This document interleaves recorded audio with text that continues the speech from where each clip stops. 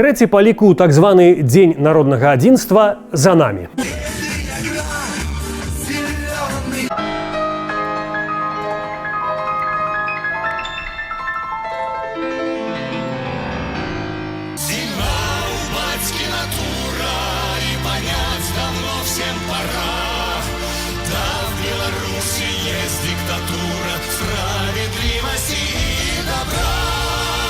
Гэтае свята Лукашенко прыдумаў пасля пратэстаў у 2022 годзе на хвале антыпольскай гістэрыі. Але калі добра прыгледзецца, то ў сітуацыі беларусаў у міжваеннай Польшчы можна знайсці шмат супольнага з той Беларуссю, якую Лукашенко і яго паплечнікі будуюць апошнія 4 гады. Иногда не до законов. Напярэдадні 17 верасня дачка міністра інфармацыі Марата Маркова Анастасія, якая нядаўна уладкавалася на тэлеканал АНТ, зрабіла гледачам лікбез пра сітуацыю беларусаў у заходняй Беларусі падчас польскага панавання. Пачала, які належыць, адрыскай мірнай дамовы. По условиям договора половина территории современной Беларуси отошли нашей западной соседке. Это Брестская и Гродненская области и части Витебской и Минской областей. Этого требовала Польша. Але Анастасія змаўчала пра важны факт. На сумна вядомай канферэнцыі ў Рызе савецкія лідары прапаноўвалі Польшчы забіраць беларускую тэрыторыю далей за Менск, да Бярэзіны, узамен за саступкі ва ўкраіне. Але палякі адмовіліся браць больш. Беларусь для Масквы была ўсяго разменнай манетай. Нездарма у тым жа 21 годзе Якуб Колас пісаў: «Родны вы сэрцу нашаму гмахі лесу, лугоў і палёў. Досыць шчувалі нас паны ляхі, ведаем ціск маскалёў». Так, Колас пісаў такія радкі.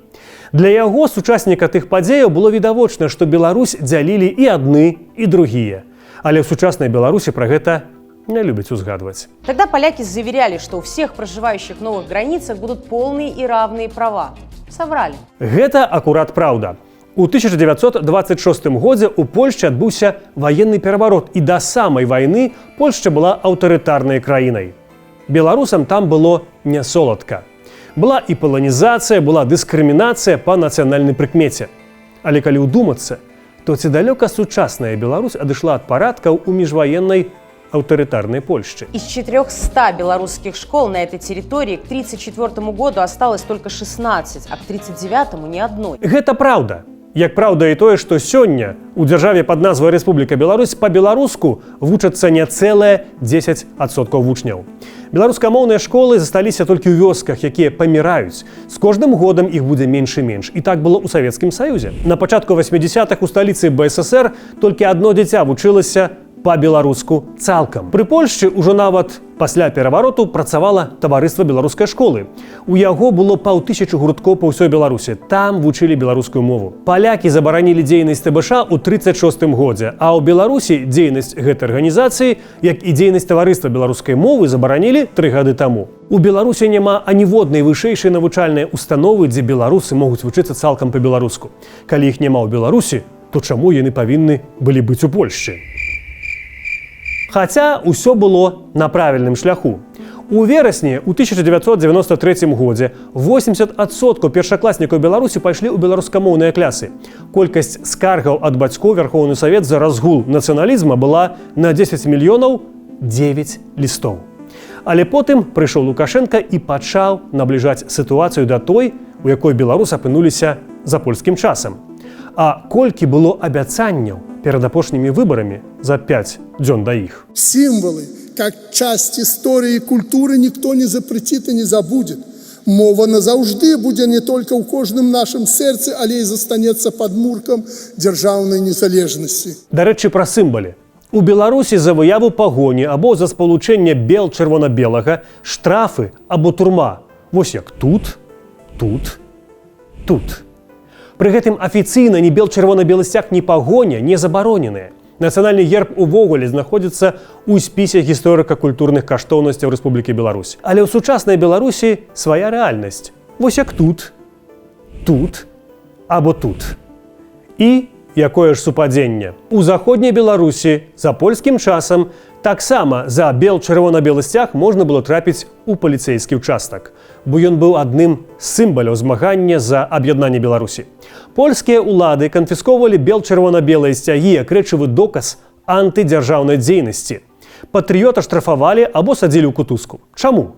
Бо чырвона-белы сцяг аб'ядноўваў беларусаў, і хрысціянскіх дэмакратаў, і левых. Не верыце? Вось што пісаў пра чырвона-белы сцяг паэт і камуніст Максім Танк. Глядзіце ў будучыню смела.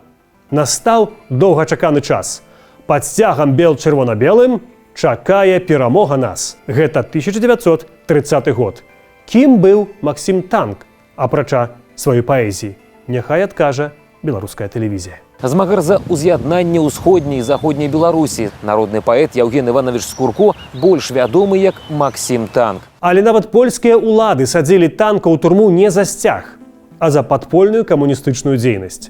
А ў сучаснай Беларусі Танка, змагара за ўз'яднанне, пасадзілі б проста за сцяг. Дарэчы, у 95-м годзе, калі Танк ужо памёр, яго накрылі чырвона-белым сцягам. Гэта была ягоная воля. І адбылося гэта ўжо пасля рэферэндуму Лукашэнкі аб змене сімволікі. А адзін з апошніх выпадкаў, калі нябожчыкаў Менску накрывалі чырвона-белым сцягам, адбыўся ў лістападзе 20-го года. Тады ў Менску хавалі да смерці збітага Рамана Бандарэнку, які выйшаў у двор, каб не даць людзям у масках, шмат з якіх ужо вядомае, зрэзаць чырвона-белыя стужкі. Белорусская пресса преследовалась. Такое было. Але вы не паверыце, нават улады міжваенныя Польшчы дазвалялі больш беларускай прэсы, чым сучасныя ўлады Рэспублікі Беларусь. Палякі гэтаму заміналі, але тым не менш, легальна выходзіла, напрыклад, газета «Беларуская крыніца», яе выдавала беларуская хрысціянская дэмакратыя. Вау! У беларусаў у Польшчы была нават свая партыя. У сучаснай Беларусі усе апазіцыйныя партыі ліквідаваныя. У Вільні пры польскай уладзе выходзіў літаратурны часопіс «Калоссе». Гэта нешта накшталт часопісу «Дзеяслоў», які выходзіў 20 год, а ў 23-м годзе спыніў сваю працу, яго ліквідавалі. На сайце музея Пятра Глебкі ёсць пералік кніжак, якія выходзілі ў заходняй Беларусі па-беларуску. Яшчэ больш вы іх знойдзеце на сайце Нацыянальнай бібліятэкі. Быў у беларусаў свой гумарыстычны часопіс «Маланка». Звярніце ўвагу на сцяг. Дарэчы, яго выдавалі левыя. Потым яго традыцыі прыцягнуў часопіс «Асва». Што там доўга пералічваць? Вось выданні, якія выдаваліся ў заходняй Беларусі беларусамі. У Беларусі за апошнія пару год былі зачыненыя дзясяткі СМІ і выдавецтвы. Кнігарня «Кнігаўка» не праіснавала нават аднаго дня. Дастаткова, што туды завіталі з інспекцыяй прапагандысты Гладкая и Азаронок. От Рогнеды до Костюшки. От Рогнеды до Костюшки. Скажите, а про Александра Васильевича Суворова, как здесь сказано? Ім не спадабалася, што там зашмат беларускага і зусім няма рускага міру. Краму зачынілі, выдавецтва зачынілі, выдаўца пасадзілі. Пасля Андрэй Янушкевіч быў вымушаны уцякаць Беларусі. І іронія лёсу. Беларускія кніжкі ён цяпер выдае і прадае у Польшчы. В Западной Беларуси не было белорусских театров и музыкальных учреждений. У Вільні ў 20-е гады існаваў беларускі народны тэатр, але нядоўга. Яму на змену прыйшоў вандроўны тэатр, які паказваў спектаклі ў многіх заходнебеларускіх гарадах і мястэчках. Дарэчы, у 1927 годзе ў Валожыне артысты выступалі з творам Францішка Аляхновіча «На вёсцы». Сабралася 160 асоб, у тым ліку стараста і паліцыя. Пазней у рапарце яны напісалі, што п'еса не адпавядала па змесце праўрадавай пазіцыі і была забароненая. Вам гэта нічога не нагадвае? У заходняй Беларусі былі і беларускія хоры.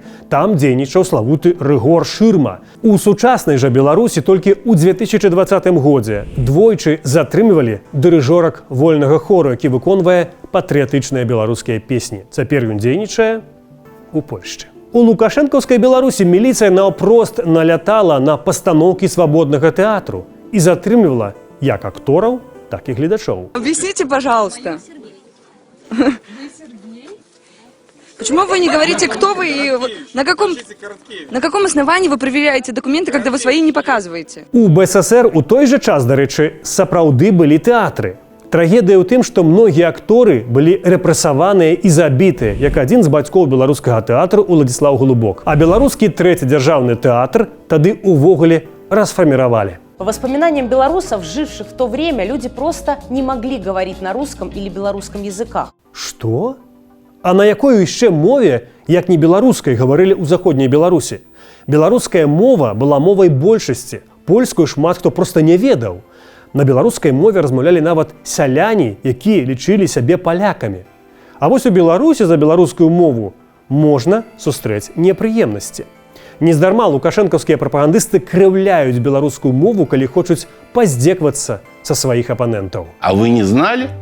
Пахнет перемогой. Оказавшись в руках милиционеров, он очень любезно предоставил все фамилии и адреса таких же активистов, як і ён сам. Як расказвалі палітвязні, якія выйшлі на волю, у турмах да беларускамоўных ставіцца горш, чым да расейскамоўных. Олег Кулеша Спружанаў, які адседзеў за кратамі год і 7 месяцаў, за сваё права размаўляць па-беларуску змагаўся і з адміністрацыяй СІЗА і калоніі, дзе яе начальнік абзываў вязня беларускамоўнай малпай. Мяне нібыта выклікаюць да опера, заводзяць, а пасля кажуць вяртацца самому. Пачынаецца дождж, даходжу да брамы. Там вертухай, кажу, адчыніце, калі ласка, браму. Скажы па-рускі, адказвае.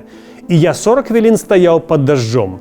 Так не аднойчы было, расказваў Кулеша. У 23-м годзе былы палітвязень узгадваў, як мастака Алеся Пушкіна, які памёр у калоніі, дыскрымінавалі таксама за беларускую мову. Яму кажуць, гавары нармальна. Ён кажа, дык я ж нармальна, вось даклад даю. А яны, не, гэта ненармальна, давай, каб я цябе разумеў. Яны разумелі беларускую мову, але рабілі гэта наўмысна, каб яму было цяжка. Анастасія Маркова расказала ў сваёй праграме, як польскія ўлады дыскрымінавалі нацыянальныя меншасці. В 1934 году на заседании Лиги наций польский министр иностранных дел Юзеф Бек, не стесняясь, заявил, что отныне они снимают с себя все обязательства по гарантиям для национальных меньшинств. У 22-м годзе дзве літоўскія школы ў Беларусі абавязалі перайсці на беларускую ці расейскую мовы навучання. Да гэтага вядома пра перавод на расейскую мову польскамоўных школ у Горадні і Ваўкавыску. Нацыянальная мова меншасцяў стала там проста прадметам. Літаральна пару тыдняў таму ў Беларусі ліквідавалі грамадскае аб'яднанне «Йеменская грамада». У 24-м годзе ў Беларусі спынілі дзейнасць альбо пачалі працэсы ліквідацыі беларускае грамадскае аб'яднанне татараў «Зікр-уль-Кітаб», рэспубліканская грамадская арганізацыя беларуска-туркменскага сяброўства «Достлук», грамадскага аб'яднання грузінскае культурна-асветніцкае таварыства «Мамулі».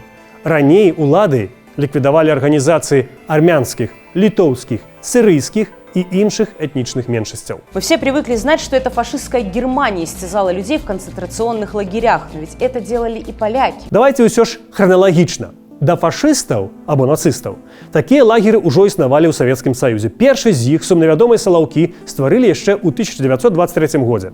Ужо праз 4 гады туды трапляе беларускі драматург і актор Францішак Аляхновіч. Чаму? Бо ён пераехаў з заходняй Беларусі ў БССР з надзеяй зрабіць там кар'еру. Яго асудзілі на 10 год і выслалі ў салаўкі. Пра гэта ён напісаў кніжку ў капцюрох ГПУ. Нацысты ж стварылі свой першы лагер толькі праз 10 год. У 33-м гэта быў лагер Дахау. В том же 1934 году в Березе-Картузской, сейчас это город Береза Брестской области, был создан концлагерь. В концлагере Береза-Картузская содержались тысячи пленников – белорусы, украинцы и поляки. За 5 гадоў існавання лягера праз Бярозу прайшло 9 тысяч зняволеных. Найперш гэта былі палякі і украінцы. Беларусы за гады існавання Бярозы-Картузскай склалі ў лагеры каля 2-3%. Гэта значыць прыблізна 150-200 чалавек. Вядома пра смерць аднаго беларуса. Ён памёр ужо ў шпіталі пасля вызвалення. Цель была одна – психологически и физически сломить людей, стереть их личности, превратить в рабов. Пра катаванні ў сучасных турмах Беларусі не ведае толькі лянівы. Сваякі гадамі не ведаюць, у якім стане іх родныя, асуджаныя па палітычных артыкулах. 6 палітвязняў памерлі за кратамі. Гэта Александр Кулініч, Ігор Леднік, Вадзім Красько, Алесь Пушкін, Мікалай Клімовіч, Вітольд Ашурак. Пра парадкі ў беларускіх турмах і рэаліі вязняў раім паслухаць новы падкаст «Радыё Свабода. Архіпелях Белах». І, канешне ж, парадкі ў заходняй Беларусі так, антыбеларускія, аўтарытарныя, Анастасія Маркова прыпляла до сучасности. В 2020-м нас этого единства пытались лишить и следом забрать независимость. У 2020 годзе люди просто хотели сумленных выборов. Каб іх галасы реально лічылі, 30 год актывісты, палітыкі просяць зрабіць падлік галасоў такім, каб назіральнікі просто бачылі кожны бюлетэнь, як гэта адбываецца ў іншых краінах. Але ў Беларусі гэта нереальна. Калі за Лукашэнкам, як ён кажа, большасць, у чым праблема дазволіць лічыць галасы адкрыта? Замест гэтага ізноў касмічнае тлумачэнне, ізноў гістэрыкі пра нейкія карты да Ракава и пляны захопить Беларусь. Сегодня Польша является в авангарде того, что тот Драхнат Остен, если он случится, да, то, вероятнее всего, Польша будет стоять в первых рядах. Яны ўсё яшчэ палохаюць Польшчу, якая, дарэчы, была першай краінай свету, што прызнала ў 91 годзе беларускую незалежнасць. А сёння стала краінай, куды сотні тысяч беларусаў бягуць ад пераследу або немагчымасці рэалізаваць сабе на радзіме. Сёння беларусам і Беларусь, якія не гатовыя мірыцца з аўтарытарызмам або з русіфікацыяй, прыходзіцца не лягчэй, чым у міжваеннай Польшчы. Толькі розніца ў тым, што амаль 100 гадоў таму гэта было у Польшчы, краіне, якую палякі будавалі для сябе. А сёння беларусаў пераследуюць ва ўласнай краіне. І іншыя краіны, чым Беларусь, дзе беларуса могуць пасадзіць у турму за сцяг, пад якім Максім Танк змагаўся за аб'яднанне, проста не існуе.